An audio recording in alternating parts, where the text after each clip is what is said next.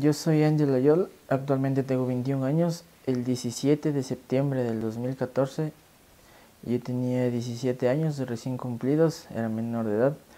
Estudiaba en el Colegio Mejía en el horario de 1 de la tarde a 7 de la noche.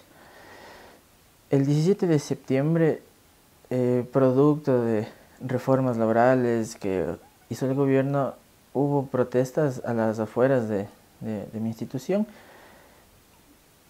Aproximadamente 6 de la tarde nosotros nos encontrábamos en clases y escuchamos la bulla de las personas que estaban manifestándose a las afueras de mi colegio. Para precautelar un poco, los profesores nos retuvieron. Nosotros salíamos 6:45 más o menos, ¿ya? Los profesores nos sacaron por grupos por la calle Venezuela, aproximadamente 7:15 de la noche. Salimos con un grupo de compañeros, bajamos por la calle, hacia la calle Vargas, donde se encontraban ya las protestas. Vimos que en la calle Matobella y todas las afueras de mi colegio estaba ya cercado por policías. Entonces, como es bien conocido, si te acercas a la policía o si no estás manifestándote, la policía supuestamente no te hace nada. Yo vivo en el sector de Toctiuco y mi línea de buses que me deja en mi casa es el 21 de julio. Cuando hay este tipo de protestas, mi línea de buses se da la vuelta por el Parque de la Basílica. Entonces yo me dirigía de norte a sur por la calle Vargas, pasando el cerco policial hacia el Parque de la Basílica, a coger mi línea de buses. Yo me despedí de mis compañeros en esa misma calle y comencé rumbo a coger mi bus, aproximadamente unos 2 metros del cerco policial. Los policías arremetieron con todo. Yo estaba en la vereda de la izquierda, de norte a sur, y los policías se arremetieron con todos. Estaban a pie, estaban con caballos, estaban con motos, estaban con perros también.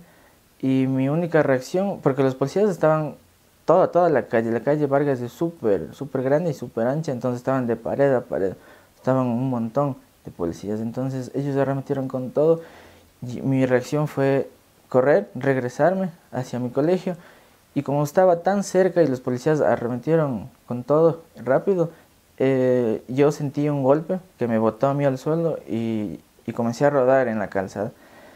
Entonces cuando yo me quiero levantar, incorporar del golpe, yo siento que me vuelven a botar al piso. Motos me redondean, yo boca abajo en el piso, y una moto me pasa por la rodilla izquierda y por el codo izquierdo también. Otra moto me golpea en la rodilla derecha, y yo lo único que veían eran botas al lado mío. Entonces, y sentía insultos y todos los golpes me comenzaron a patear en el tórax, en los pies, en los tobillos, y me decían que me levante. Después de haber sido atropellado por una motocicleta, no podía ponerme en pie, y como yo estaba con mi mochila, ellos, de los tirantes de la mochila, me levantaron y me insultaban. Todo el tiempo que yo estuve con la policía, aparte de golpes, me insultaban, siempre me insultaron. Y me decían que se parqueó otra moto al lado mío y me decían que me suba a la motocicleta y que camine. Yo les decía que no podía mantenerme en pie, y mi única reacción fue cogerme de la parrilla que tienen las motocicletas de los policías en la parte de atrás, y les decía que por qué me iban a subir, que por qué me iban a llevar detenido. Entonces, y es ahí cuando los policías me esposan para atrás y me comienzan a golpear con el tolete en la pierna derecha, y ellos me amarcan y me suben a la moto. Cuando yo estaba ya montado en la motocicleta, iba el policía que manejaba, yo en la mitad y un policía atrás. El policía que iba manejando, como estaba con casco, él me iba dando, o sea, hacía con su cabeza para atrás y me daba todo en lo que es mi nariz, mi frente y todo mi rostro. El policía que iba en la parte de atrás, él iba con el tolete, me iba dando en las costillas y me iba dando en la parte de la cabeza, en la parte de atrás. No es ahí cuando la moto avanzó unos 2 metros y lo único que me acuerdo fue una panadería queda justo en la esquina de mi colegio. Y yo perdí el conocimiento y ya me desperté en el UPC de la Basílica. O sea, aproximadamente unas 2 cuadras. Entonces yo me despierto ya en el UPC de la Basílica, esposado para atrás, en el suelo, sentado y sangrando por la nariz. Y aparte que tenía golpes en todo mi cuerpo. Entonces es ahí cuando yo, no, no, bueno, yo sabía que el UPC era el UPC de la Basílica cuando pude recuperar mi vista. En ese momento yo no sabía en dónde me encontraba. Entonces es allá a mi lado izquierdo, habían 2 policías quitándose los cascos, las mascarillas que ellos tienen, y un policía es el que se da cuenta, y se da cuenta que yo me desperté, y él es el que viene y me echa gas pimienta y me patea en la cara. Es ahí cuando yo sentí por adentro como que estuviera masticando tierra. Entonces, sentí con mi lengua y eran unos pedazos de muela que se me habían roto. Entonces, aparte de la asfixia por el gas pimienta, los dos a ciegas me botaron, me acostaron en el suelo de ese cuarto del UPC, y los dos al mismo tiempo me comenzaron a pegar. O sea, yo no sabía por dónde venían los golpes. Fue aproximadamente unos 5 minutos de golpes a ciegas. Me patearon en todos lados, se me subían en el cuello, en los tobillos, en el tórax, en la cabeza, en la cara. Entonces, soportar eso o sea, es muy duro.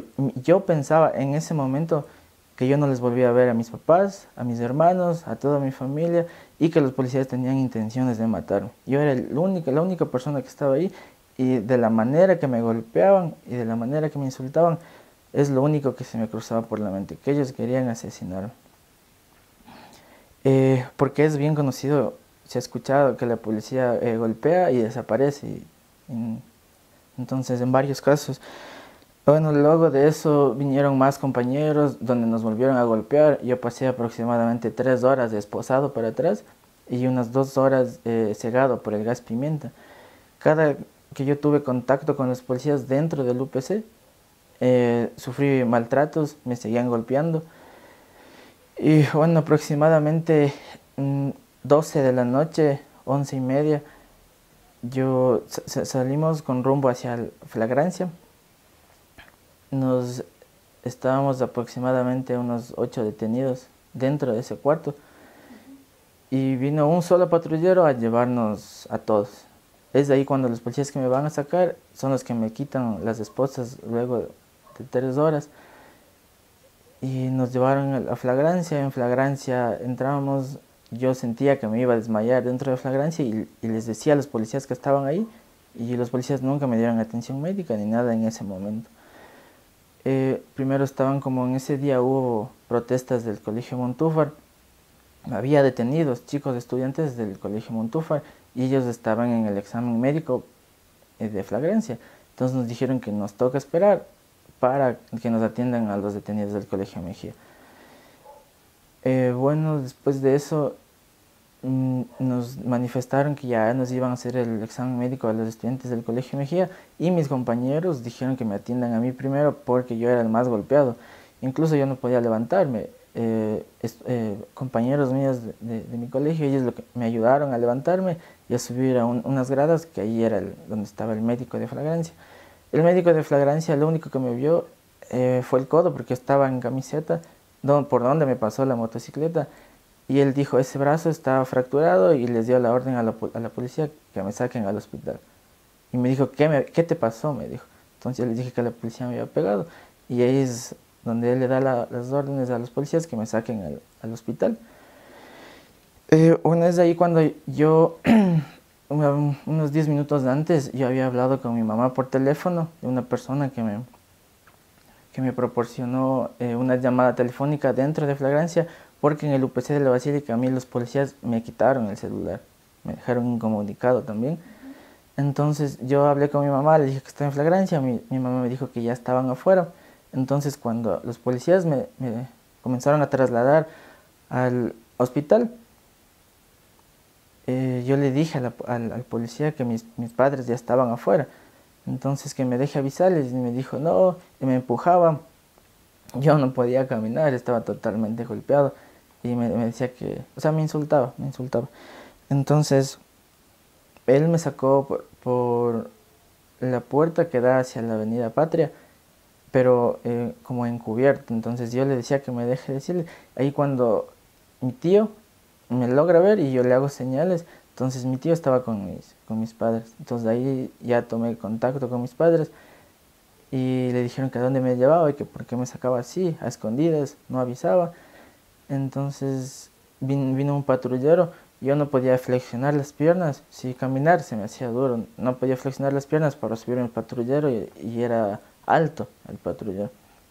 Entonces me volvieron a meter a flagrancia y trajeron a otro patrullero.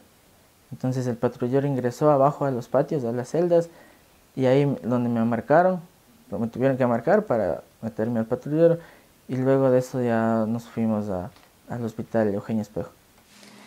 Bueno, mi nombre es Alicia Barros, soy madre de Ángelo Ayol. El 17 de septiembre del 2014 fue para nosotros, marcó nuestra vida ese día, como familia, como padres, especialmente a mí como madre. Ese día mi hijo no llegaba a la casa, no me contestaba el celular y yo me comencé a desesperar. Hice un montón de llamadas, creo que cada 2 minutos, y a como aproximadamente 9:30 de la noche, o 9 de la noche, ha de haber sido más o menos, que me conteste el celular de mi hijo. Entonces yo le digo, Ángelo, y dice, no señora, soy el policía que tiene el celular de su hijo y su hijo está detenido. Entonces digo, ¿en dónde y por qué? Dice, en flagrancia por las manifestaciones de hoy. Entonces yo le cerré, no hablé más, y le llamé a mi esposo que ya fue a buscarle a mi hijo, que dónde estaba mi hijo. Y ese rato le llamé a mi hermano, que es abogado, es doctor en leyes, y le dije, acompáñame, algo le pasaba a mi hijo, le han detenido. Y nos fuimos. Y le encargué a mi hija pequeñita, a mi cuñada. Y entonces de ese rato me fui. Y ya cerca de llegar a flagrancia me timbran de un celular desconocido. Y contesto, ha sido mi hijo. Y me dice, mamita, estoy en flagrancia, estoy roto, parece que estoy roto el brazo. La policía me golpeó con las motos en los brazos y en las piernas. Entonces yo ya digo, ya estoy llegando. Y cuando llegué comencé a ver que a los chicos del colegio Montúfar les entregaban a los papás niños de 12, 13, 14 años, sangrados la carita, los ojos morados, golpeados totalmente los chicos también. Estábamos bastante gente ahí, la prensa también. Y bueno, luego comenzaron como más o menos ha de haber sido cerca de las 12 de la noche, a entregar a los chicos del colegio Mejía, a los menores de edad. Y ahí yo me acerqué donde este capitán Sigüenza, que él comenzó a entregar, y le dije que mi hijo estaba ahí, que mi hijo estaba golpeado, que yo sé que mi hijo está golpeado. Y él me dijo que no habían chicos golpeados. Entonces yo le dije, a ver, tampoco ofendan nuestra inteligencia. Le dije, estamos viendo cómo están entregando a los chicos del colegio Montúfar todos sangrados, esos no serán golpes. Entonces yo le exigí prácticamente al capitán que quiero verle a mi hijo. Y de ahí entró este capitán. Y después de eso, a unos 10 minutos más o menos, salió mi hijo, cogido un policía de la mochila a mi hijo como que fuera un delincuente. Y ahí le vimos y nos acercamos y le hicimos soltar. Y no pudo subir al patrullero porque estaba golpeado todo. Para mí fue terrible verle a mi hijo sangrado de los codos, el pantalón roto a la altura de las rodillas, sangraba todas las rodillas de mi hijo.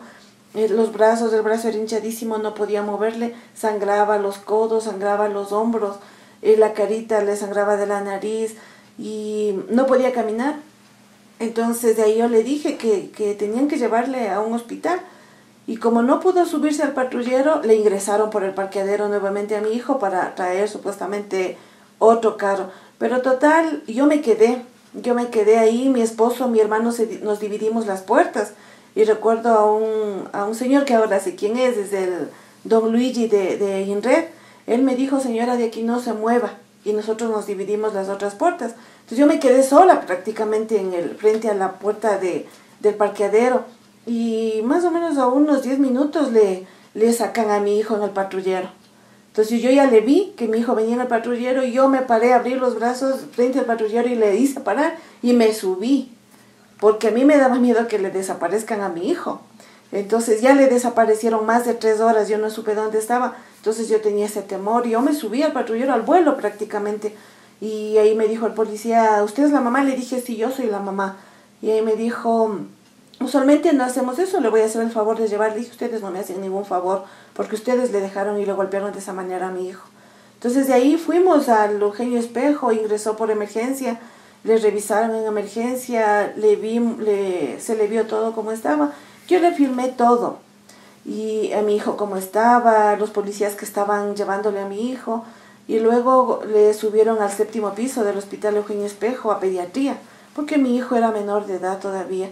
Entonces le subieron, ahí le revisó el doctor, el pediatra, le revisó todito. Mi hijo era golpeado desde la cabeza hasta los pies, porque el rato que le hizo el chequeo físico el doctor, primero le inmovilizó el cuello porque tenía un morado a esta altura de la patada que le habían dado, y ahí es donde le fracturan le rompen las dos esquinas de las muelas, y el doctor le inmovilizó el cuello, y de ahí le pusieron una pijama, y era pisado inclusive en el tobillo, le habían pisado con la bota los policías en el UPC, y era todito morado los tobillos de mi hijo. Y entonces de ahí yo me quedé, se quedó con custodia policial, mi hijo. Y de ahí le revisaron, y mi esposo en cambio se quedó en flagrancia, y para que le entreguen supuestamente la boleta de libertad a mi hijo sin haber hecho nada. Y de ahí el doctor le dijo, no, tiene que quedarse hospitalizado porque el diagnóstico fue que tenía un politraumatismo craneoencefálico. Entonces ahí le mandaron a hacer exámenes, bajamos más o menos a la 1:30 de la mañana, casi 2, a la tomografía. Y cuando yo meto las manos para pasarle con el enfermero a la camilla del tomógrafo, a mi hijo yo meto las manos y siento mojado. Y mi hijo sangraba de la cabeza. Entonces le hicieron un eco abdominal porque le patearon en el estómago muchas veces. Le hicieron radiografías del pulmón, le hicieron radiografías del tórax, porque le patearon en todo el cuerpo y querían ver qué estaba. Le hicieron radiografías del hombro, del brazo que tenía que no podía moverle. Entonces, y ahí quedamos, y ahí comenzamos esta lucha en contra de una institución. ¿Cómo decidieron ustedes seguir un proceso judicial contra la policía por el caso de su hijo? Bueno, nosotros decidimos seguir este proceso porque como padres no podíamos permitir que le golpeen de esa manera a uno de mis hijos. Y yo siempre lo he dicho y lo seguiré diciendo, los policías no golpearon a un animal, le golpearon a un ser humano y le golpearon a mi hijo. Si otros padres permiten que eso pase desapercibido, nosotros no. Comenzamos esa lucha prácticamente solos en contra de un Estado, en contra de una institución, y porque hubieron muchos los golpeados de esos 2 días, el 17 y el 18 de septiembre fueron golpeados, pero nadie quería por miedo poner la denuncia, y nosotros lo hicimos, siempre con el apoyo de INRED, con el apoyo de la Fundación de los Derechos Humanos. Ellos han sido para nosotros, para mi familia, unos ángeles en nuestro camino, porque ellos nos han acompañado en todo, nos han ayudado en todo. Entonces, aparte de eso, hemos ido en el camino sufriendo que me ponían un fiscal, y luego a los 6 meses más o menos el fiscal avanzaba rápido y no supimos después por qué le mandaron, y nos pusieron otro fiscal de encargo. 2 meses se retrasaba el tiempo, y luego salió él y le pusieron a una doctora, igual 2 meses, y luego vino otra doctora, la doctora Marlene Calderón, que fue una fiscal para nosotros nefasta. Yo me imaginé que como mujer, no sabía si era madre, pero como mujer a lo mejor me entendía mi dolor, pero fue peor, porque queríamos hacer la reconstrucción de los hechos. Con ella se suspendió como 3 veces la reconstrucción porque no hacían las cosas correctas. Ella inclusive cuando estuvimos en la reconstrucción y yo fui a los 2 días a ver y le dije, doctora, pero porque ella dijo que ya no se iba a hacer la reconstrucción. Le digo, doctora, pero ahí es en donde usted se va a dar cuenta de lo que pasó con mi hijo. Y ella dijo, para mí está claro todo. Y yo no voy a hacer porque yo no necesito. Entonces, y yo le dije, doctora, y dijo, yo no voy a estar a cada rato en lo mismo. Y porque ya ahí se quedó. O sea, ella ya supuestamente sabía todo lo que pasó, sin haber hecho ni la reconstrucción. Entonces ahí yo le dije, como madre, le dije, yo doctora, no entiendo cómo usted sabe todo, cómo hizo eso, le dije. Y yo sí quiero que se haga la reconstrucción. Yo sé, le dije, que yo vuelvo a sufrir todo eso y vuelvo a sentir ese dolor que yo sentí al verle a mi hijo, pero era necesario que haga, y ella no quiso. En la audiencia de formulación de cargos, la doctora Marlene Calderón nos cambió el delito de tortura a extralimitación de las funciones de los policías. Entonces, ese delito se sancionaba de 3 a 6 meses de detención, que no era justo. Y recuerdo, esa vez estuvieron como 9 policías llamados a esa audiencia, y ahí mi hijo se puso mal porque ellos se sentaron adelante y ahí mi hijo les reconoció a 2, y especialmente a uno que le pateó y le rompió las muelas. Y la doctora no le importó mi hijo cómo se puso, pero nosotros antes de eso ya fuimos a la Fiscalía General a hablar sobre esta doctora que no nos estaba ayudando, y nos mandaron a un doctor para que vea la actuación de la doctora. Ella no sabía que estaba ahí el doctor, y ahí él vio toda la actuación de la doctora y dijo, no señora, hay que cambiar, de verdad hay que cambiar de fiscal. Entonces nosotros fuimos también para ser escuchados en la Fiscalía General. Nos fuimos a parar en un aguacero, a gritar con familiares, amigos, que se nos escuche, y ahí nos hicieron pasar a la Fiscalía General. Y ahí nos cambiaron, nos dieron un fiscal de la Comisión de la Verdad, que es el doctor Bermeo, que estamos hasta ahora. Ahí como que dio otro rumbo nuestro caso, porque estábamos en contra de todo el Poder Judicial y de todo el poder del Estado, porque fue manipulado todo el tiempo la justicia, a favor obviamente del Estado. Entonces ahí nos cambiaron al doctor, comenzó nuevamente la investigación, algunas cosas que faltaban. El doctor tuvo creo que 1 mes y medio para hacer todo, y ahí hicimos la reconstrucción de los hechos.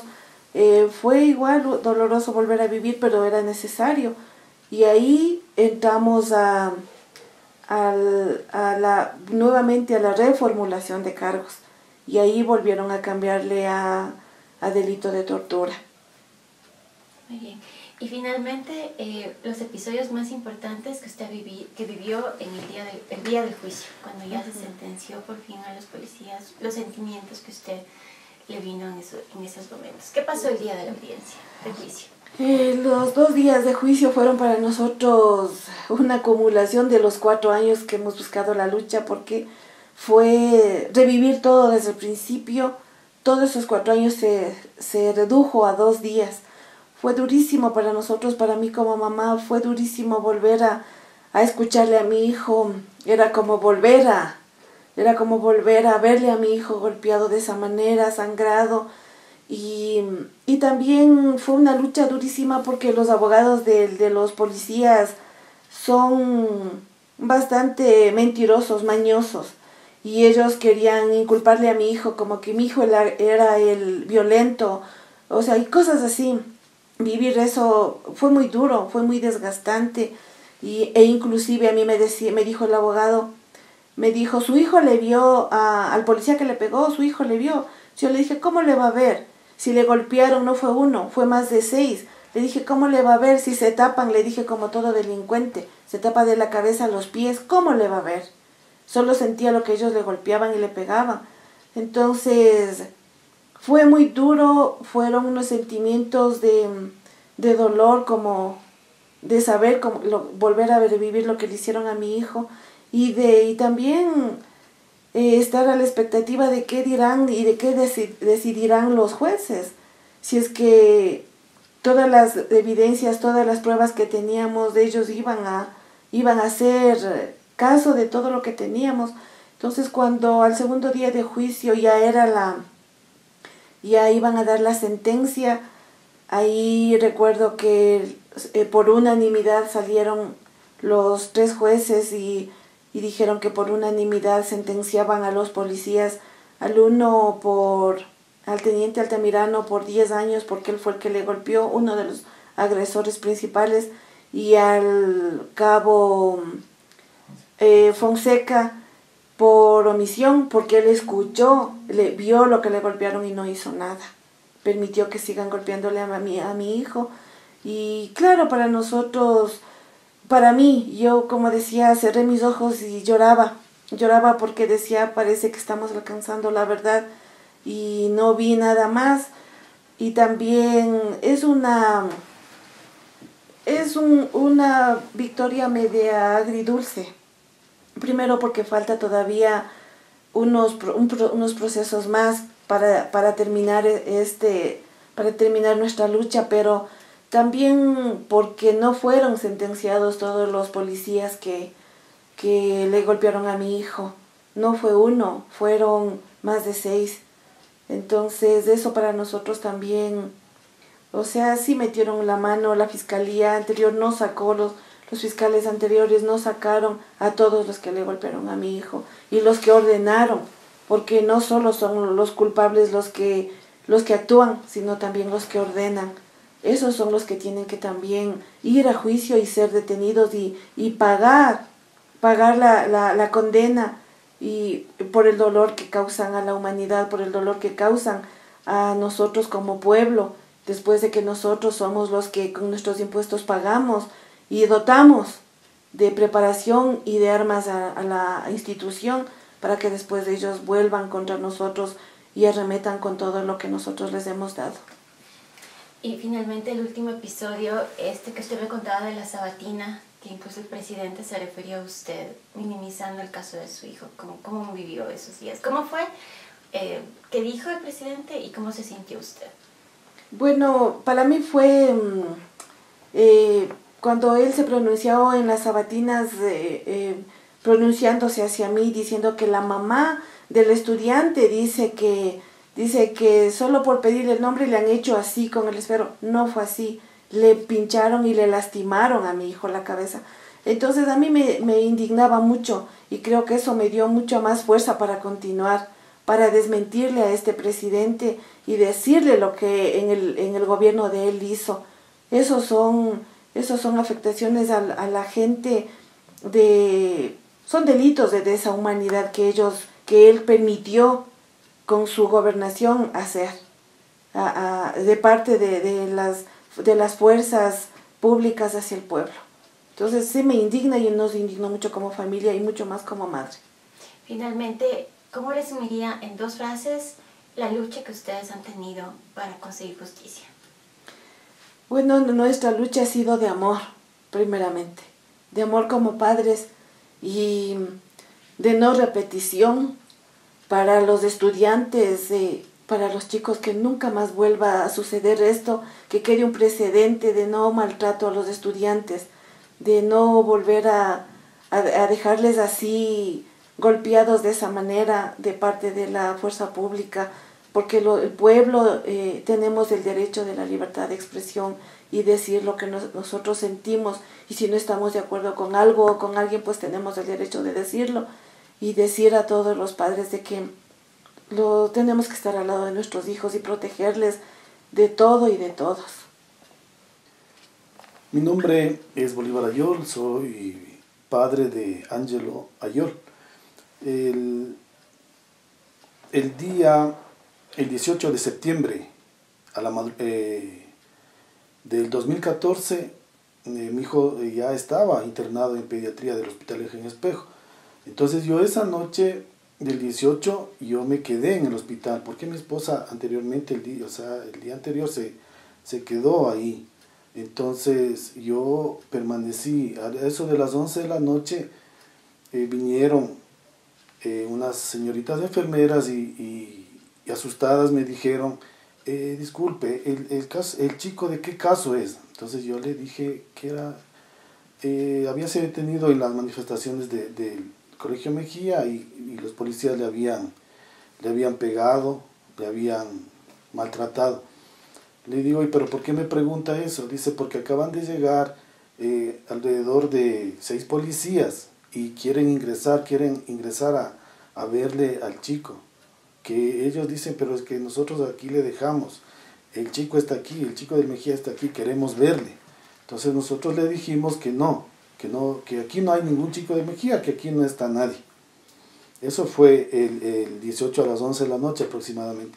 El 19 ya de madrugada a las 5 de la mañana nuevamente ingresaron las enfermeras y nuevamente asustadas también volvieron a preguntarme qué había pasado con el chico, que por qué estaba así.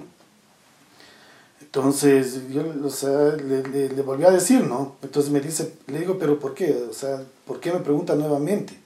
Entonces dice que nuevamente los policías habían tratado de ingresar a la fuerza a verle a cómo estaba mi hijo. Pero con la ayuda de las señoritas enfermeras no lograron, ellas negaron totalmente. Entonces como a las 8 de la mañana yo a mi esposa le conversé. Entonces hablamos con la directora de pediatría para que tenga un trato especial mi hijo y que si alguien quería entrar o ingresar a verle a mi hijo, que sea solo porque nosotros autoricemos, no que entre cualquier persona. Usted sabe que ya tuvimos estos 2 antecedentes y la policía podía ingresar vestida de civil también, o no sé qué querían hacernos o qué querían hacerle a mi hijo. Entonces nosotros pensábamos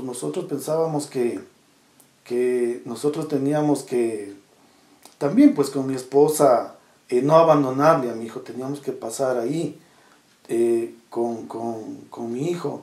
Entonces el viernes 19 mi hijo salió ya con el alta.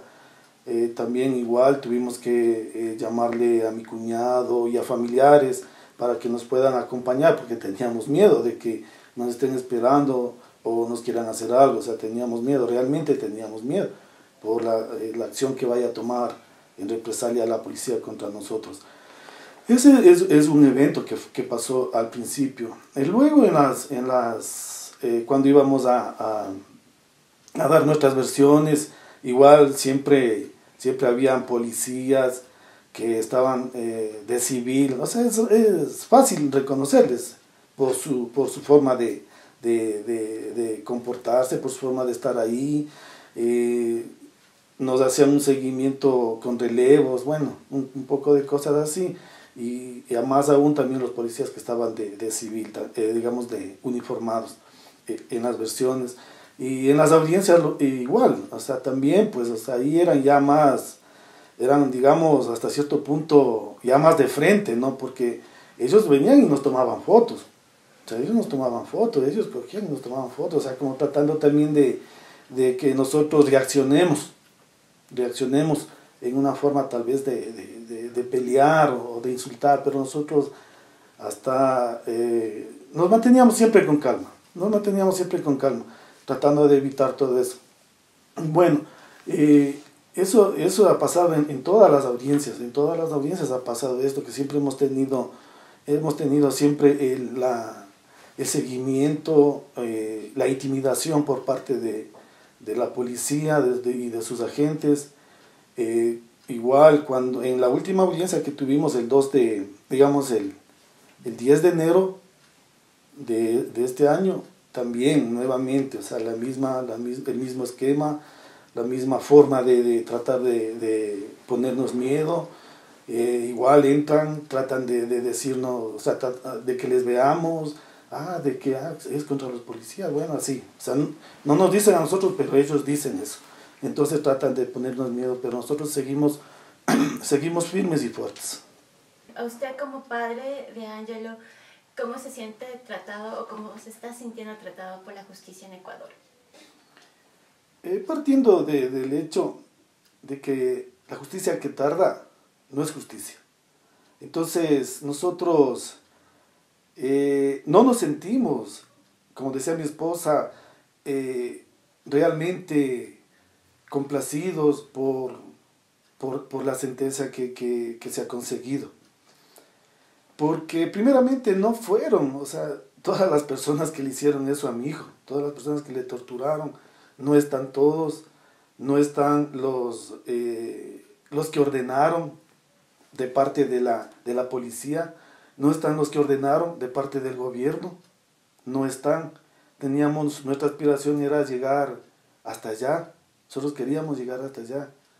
Entonces, y en el proceso que hemos llevado a lo largo de estos 4 años y medio, hemos tenido muchas adversidades, hemos tenido muchas cosas que nos han querido mermar, que a veces nos han querido bajar la moral, a veces nos han querido que ya nos cansemos, pero no.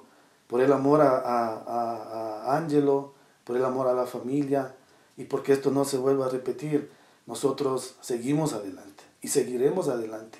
Igual, nosotros para el 8 de febrero tenemos la audiencia y nosotros, si ahí no se hace justicia, pues seguiremos adelante en lo que nos toque, tal vez para irnos a las cortes internacionales, porque realmente aquí la justicia no es para el que realmente necesita, sino es para el que tiene el poder económico, el que está en las cúpulas. Para ellos es la justicia. Así lo vemos nosotros, porque lo hemos vivido. No estamos hablando de ganar, porque lo hemos vivido en carne propia.